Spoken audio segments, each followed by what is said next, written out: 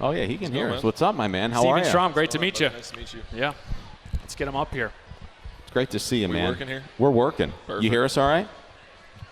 Sort of. Yeah? Sort of? I think it comes out of one ear. Oh, it's no, he one doesn't ear hear one. us. Nope, that's better now, Okay. Sean. There we go. Now we're living. This is live radio for you. Perfect. All right, inside corner, Steven Strom, Kyle Sielaff. We have now been joined here by Sean Reynolds. First of all, congratulations. Let's start with the obvious. When did you get the call and just your excitement to be up here? We came in. I was out in the dugout after the game. We were in Charlotte on Thursday, and one of the bench coaches came and got me and said, manager wants to see you in the office. And did you have a suspicion? What's that? Did you have a suspicion? Yeah. I kind of figured what it might be about, so I tried not to get too ahead of myself. But then got in there, and they both kind of had a smirk on their face. So I was pretty excited about it. They were kind of just giving me the rundown, and then told me I'm going to Miami. So dream come true. I remember having a conversation with you this offseason, Sean. I think you were out home in Redondo Beach out there in California. You were in your truck coming back from a workout.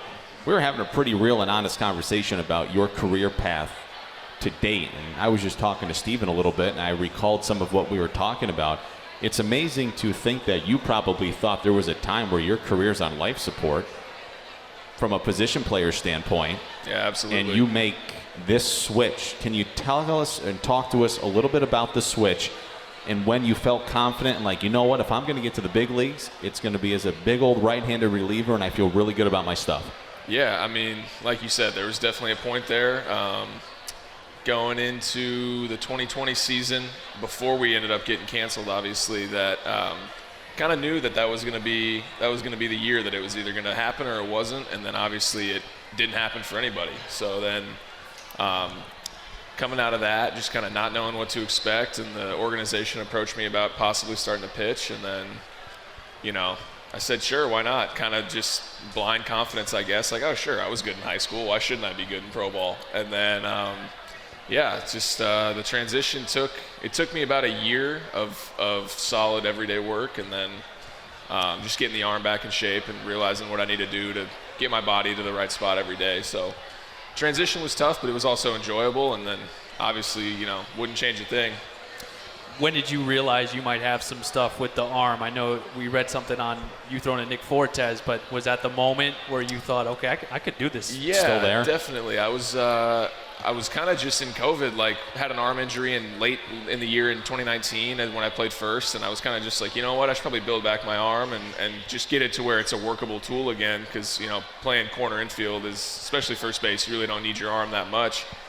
And then I started throwing and getting kind of back in shape, and I was like, man, there might be a little something to this. I feel like I still got something in the tank. And then, started, funny enough, throwing to 40, just messing around, throwing bullpens in Jupiter in the COVID summer. And then, sure enough, they asked me about it, and I said, why not?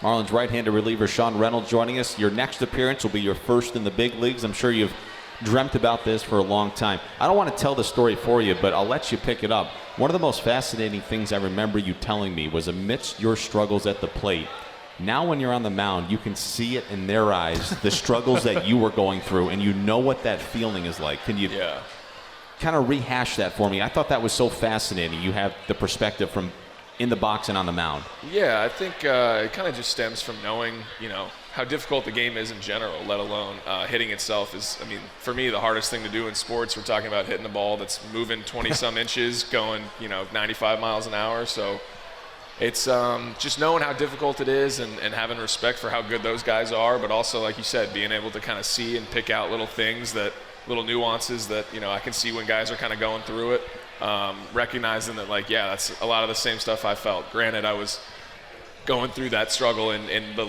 low A ball, but not the big leagues. But it's it's one and the same. I think no matter what level you're at, guys go through stretches where they're feeling really good and where they're not feeling so good. So just kind of using that to my advantage and recognizing that even if I don't feel like I have my best A+ stuff, that I can still compete as good as I can and come out on top. When did you have your growth spurt? I want to say sophomore, junior year of high school. I was like 5'10". Come on. Sophomore year. And then by the first day of school, junior year of high school, I was about 6'5". Did you play hoops?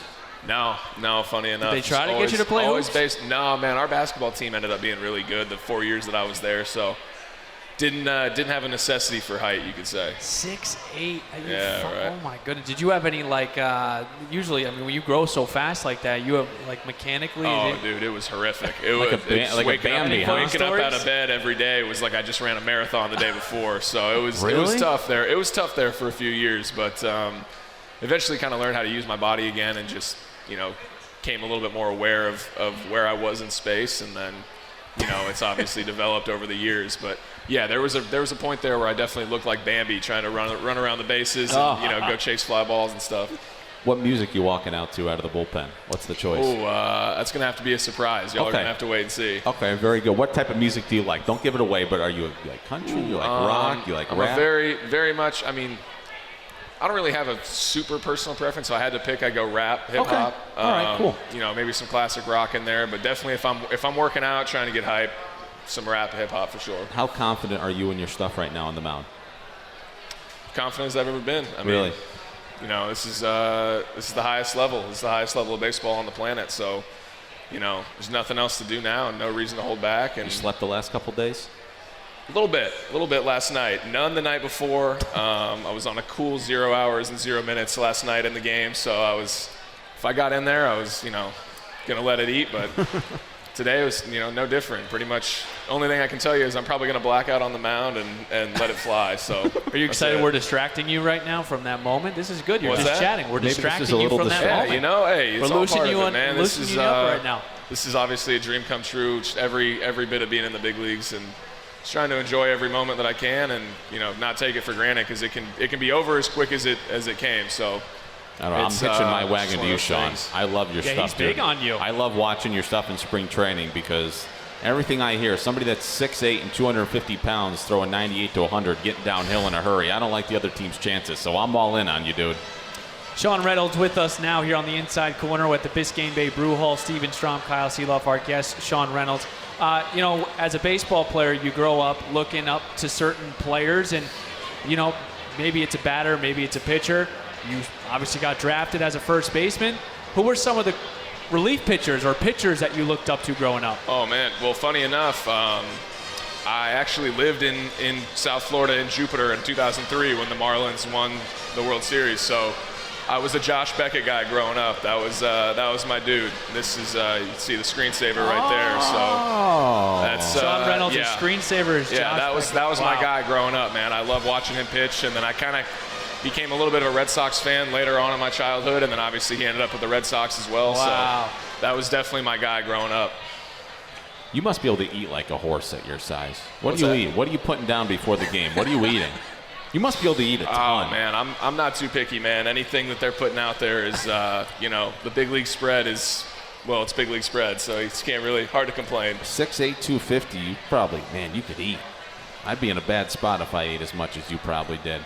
Hey, it must be nice to have some of the guys you were in AAA with here. See some guys in the absolutely, clubhouse? Yeah, I mean, I think just everybody in the clubhouse, man, is just the vibe is obviously great right now. We're playing good ball. But overall, I think this how welcoming everyone's been, and it really doesn't feel like, as a rookie, I've heard a lot of guys have stories of going up and kind of feeling out of place and nervous to be themselves around everybody, but I really didn't feel that at all yesterday or today, and I've been here for all of 5 minutes, but no, it's been very welcoming. It's very easy to come in and feel like I can just be myself and go out there and pitch my game and help the team win any way I can. What were some of the conversations initially with Skip and Mel so far? Congratulations, you deserve it, and not really a whole lot, man. Just kind of straight down to business.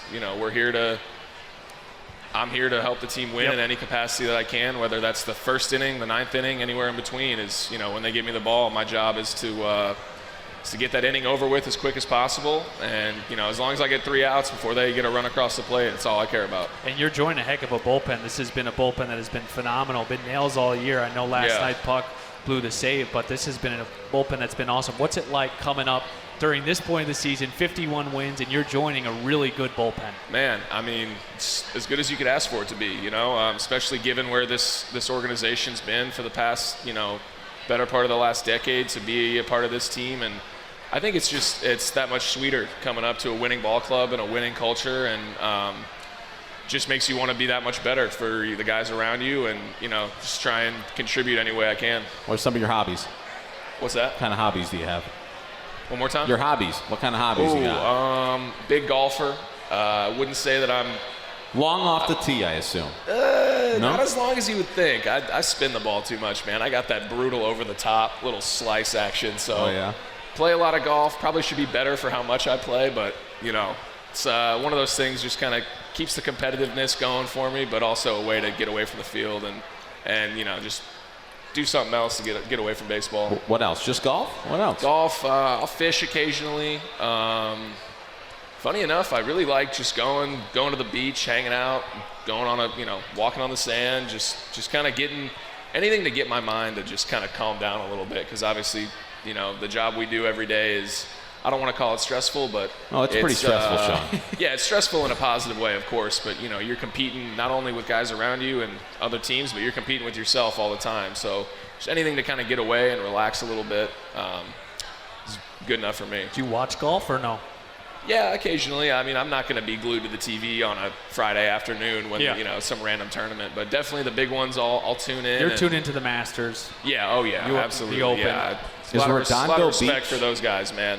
Is your home Redondo Beach? Is it close to like Pebble Beach or something? I don't know, dude. No, not quite. We funny enough, it's about 20 miles from LA Country Club where the US Open was this year. Yeah, so that was pretty cool to watch. I've never got a chance to play that course, obviously. That's a little out of my price range these days, but Not for long, brother. yeah, it was cool to see that and kind of see home in the background, but yeah, love watching golf, man. I have tremendous respect for those guys and how they go about their business too, because that's, another game of failure. You can do everything right. Oh my and gosh. Ball takes a bad bounce, and that's just the game. So a lot of similarities to baseball in that way. I don't want to put the cart in front of the horse, but when we go out west, you'll have a ton of family out there, won't you? Yeah, right now I'm just, like you said, I'm really just trying to enjoy day by day, but, hopefully can get off to a good start and then, make that West Coast road trip and we'll see how it goes, man. But yeah, definitely if and when I'm up there for that with the Dodgers and the Padres, that'll be a special series for sure. Awesome. Sean, we appreciate you coming on Yeah, here. yeah, We really do absolutely, appreciate it. man. We'd love to have you again, but we appreciate you taking the time out. We hope to see you here tonight. And Yeah. man, best of luck. Yeah, Sounds thanks good, for coming brother. on again. Yeah, And, thank you, man. I really It's gonna be appreciate great, it. dude. It's gonna be fun to watch you. I'll be Very seeing y'all. excited. Very excited to see you Appreciate out it. there.